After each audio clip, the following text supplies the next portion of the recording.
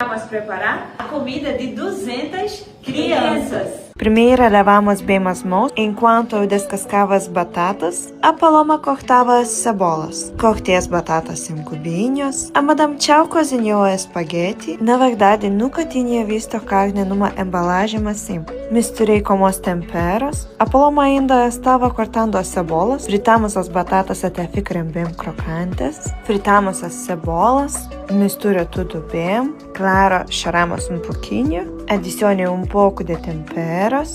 Colocamos a carne juntos. Adicione a pimenta. Adicione a canela. Espera, o quê?